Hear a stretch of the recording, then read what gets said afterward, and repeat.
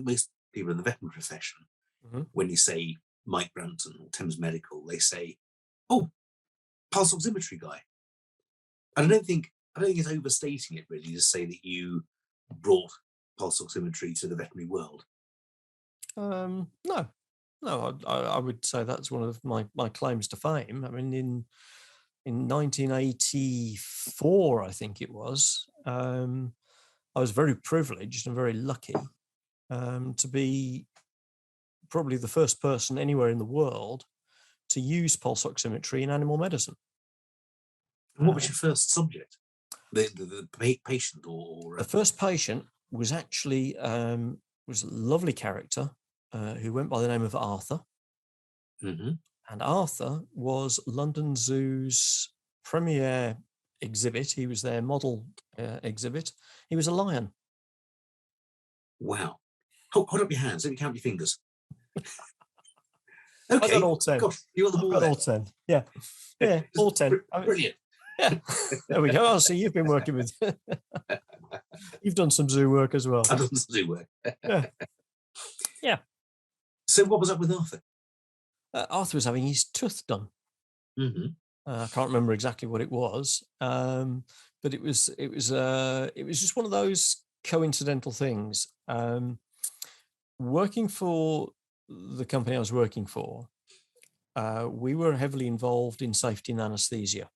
And at the time, there was a big problem with deaths in the dental chair. And a lot of children were having general anaesthesia and dying. So something like 6 or 7 kids had died in the previous year, just having routine procedures, but under general anaesthesia. And a chap I'd worked with on propofol trials, a guy called Professor Boswillow, lovely gentleman, at Guy's Hospital, was tasked with setting out minimal monitoring standards for dental sedation and anaesthesia. So as an industry advisor who knew Prof. Boswillow, they didn't want to set the guidelines using equipment or techniques that hadn't been invented yet. They needed a good baseline level to work from, and they'd develop from there. And so one of those technologies was pulse oximetry. And at one of the committee meetings, I was asked to present on pulse oximetry. So these committee meetings were, grand affairs, very nice, and we'd have a lunch and carry on chatting afterwards.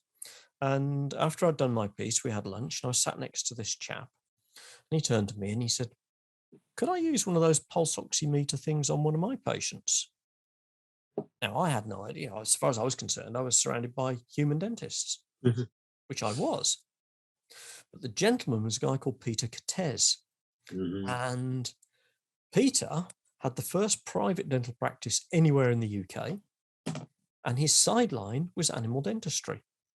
Still is. He's still working. Is he still going? Yeah, he's still going. He's still going. I'd speak to him very occasionally, but he's still going. And so I said, yeah, I don't see why not. And he went, brilliant. Can I borrow it next Tuesday morning? Yes, okay. Brilliant. London Zoo. What? 8:30. Oh, right, okay. So Peter used to have this great big miner's torch on his head because operating lights in the back end of a zoo, in the back cages, you need to see what you're doing. So he used to have this great big headlight blasted out. And of course, we went along with the impression, oh, no problem, we'll just clip it on its tongue. Except couldn't get to his tongue because there was a bloody great headlight shining all mother of sunlight directly on the probe. Which was ruining the detection of the... Ruined the detection of the sensor, absolutely. Right. And as any vet people here will know, you shine a bright light on a pulse oximeter probe, pulse oximeter will fail safe, it won't work. So we're sort of casting around. So you look at a lion's fingers and toes and just recoil in awe and shock at the size and the blackness of them.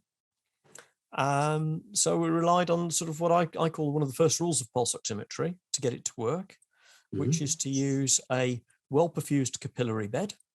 Okay. Yeah. With minimal pigmentation. Right. That's accessible. There's something pink and accessible. Yeah, so we put it on his finger. I see. Oh, no. No. This is Willie, wasn't it? It was. Yeah. Yeah. So that was probably the first recorded use of pulse oximetry in veterinary medicine.